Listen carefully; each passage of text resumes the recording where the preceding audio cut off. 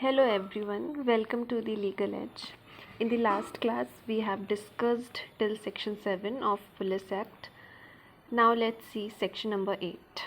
So section 8 says that every police officer other than those in section number 4 must receive a certificate when appointed. So कोई भी जो police officer की post पे appointed है उसे एक सर्टिफिकेट प्रोवाइड किया जाएगा जो कि उसकी पावर्स, ड्यूटी और प्रिविलेजेस, फंक्शंस को डिस्क्राइब करता है। And in any other case जब भी वो अपनी ड्यूटी से डिस्चार्ज होंगे तो they need to surrender that certificate. So on leaving service, it must be surrendered. Now come to section 9. A police officer cannot resign or withdraw from duties without leave or must give 2 months notice in writing. कोई भी police officer without the permission from district superintendent resign नहीं कर सकता है. If they want to withdraw from their duties they need to take permission from district superintendent and जब वो वहाँ से परमिशन मिलने के बाद ही दे कैन रिज़ाइन और उन्हें 2 मंथ की प्रायर नोटिस देनी पड़ेगी. उसके बाद ही दे कैन विड्रॉ और resign from there duty. Section 10 says that police officers can't take up any other job or employment unless permitted in writing by Inspector General. तो basically जो police officer की duty है उसे 24/7 की duty consider किया जाता है. तो नॉर्मल प्रोफेशंस, बहुत से प्रोफेशंस ऐसे हैं कि आप एक कॉरपोरेट जॉब कर रहे हैं एंड साथ में आपका एक बिजनेस है, पैरेलली आप 2 प्रोफेशंस में हैं. But for police officer you can't be indulged in any other employment when you are in any duty. Okay, police officer की जो ड्यूटी है वो 24/7 है. तो वो जब तक आप उस प्रोफेशन में हैं आप किसी अदर एम्प्लॉयमेंट में इंडल्ज नहीं हो सकते. It will be considered as legal. Section number 11 repeal हो चुका है. So we come to section 12. Section 12 says that Inspector General can frame rules about organization, duties, inspections, arms, etc. to make the force efficient. तो जो हमारे inspector general हैं उनके पास ये power है विद द स्टेट गवर्नमेंट के approval के साथ. तो अगर स्टेट गवर्नमेंट अप्रूवल कर रही है then inspector general can frame the rules about the organisation, duty, inspection, arms, जितने भी ये चीज़ें पुलिस ऑफिसर और उससे रिलेटेड ड्यूटीज़ हैं उनके ऊपर रूल्स फ्रेम कर सकती है but with the approval of government, state government. Section 13. On application, additional police may be deployed for peace in place. The applicant pays the cost. तो अगर हम सेक्शन 13, 14, 15 देखते हैं, ये तीनों सेक्शन हमें पैरेलली पढ़ने हैं because they are quite similar with minute differences.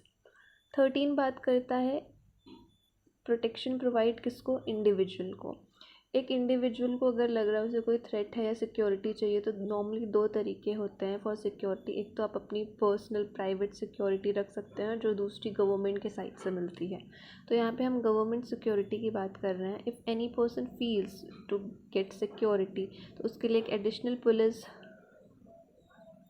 Provide की जा सकती है बट उसकी जो कॉस्ट होगी वो कौन पे करेगा, खुद applicant. Okay, so if any person feels for security, they can apply for additional police and pay for the cost. Come to section 14. Additional force may be allotted near railways, factories, works.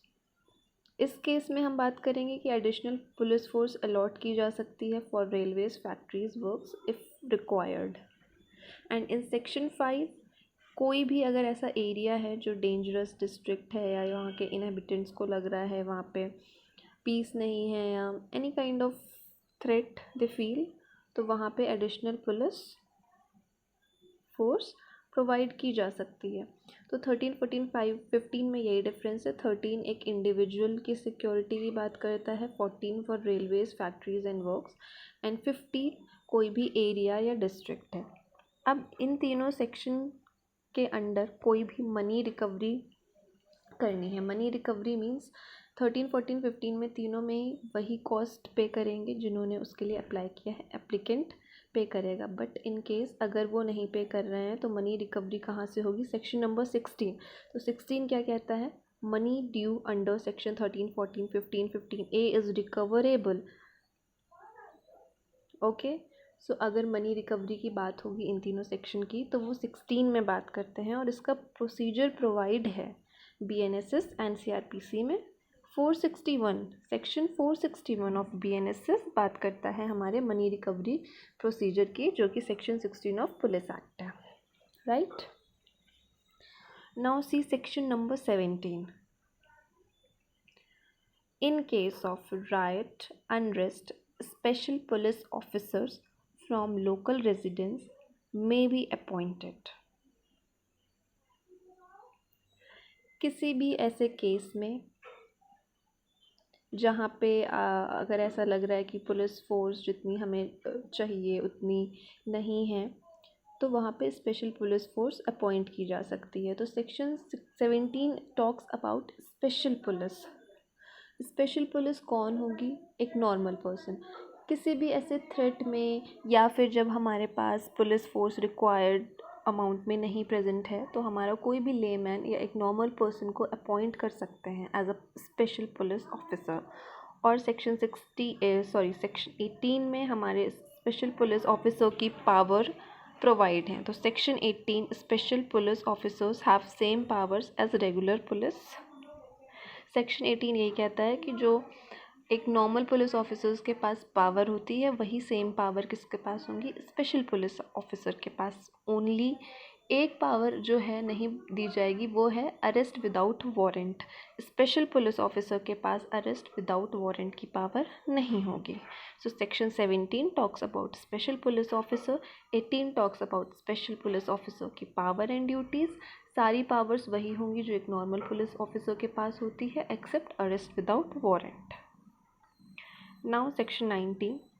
If person appointed as a special police officer refuse to serve, penalty में follow. कोई भी special police officer है जो अपनी duty से deny कर रहा है, नेग्लेक्ट कर रहा है या रिफ्यूज़ टू सर्व कर रहा है, उसको पेनल्टी दी जाएगी। एक specific amount of fine provide किया गया है। So it only talks about the penalty for any special police officer refusing to serve their duties. Now see section number 20। Police officer must only exercise authority legally conferred, no usurpation of powers beyond their rank of jurisdiction। Police officer सिर्फ अपनी उतनी ही duty या authority exercise कर सकते हैं जो कि इस एक्ट में प्रोवाइडेड है या जो उनकी रैंक या जुरिस्डिक्शन में प्रोवाइडेड है, उसके अलावा दे कांट एक्सरसाइज एनीथिंग। तो सेक्शन 20 जो एक लिमिट है वो इम्पोज करता है पुलिस ऑफिसर पे कि वो अपने बियॉन्ड अपनी रैंक या जुरिस्डिक्शन के बाहर जाके कोई भी ड्यूटी एक्सरसाइज नहीं कर सकते हैं। That's it for today. Thank you.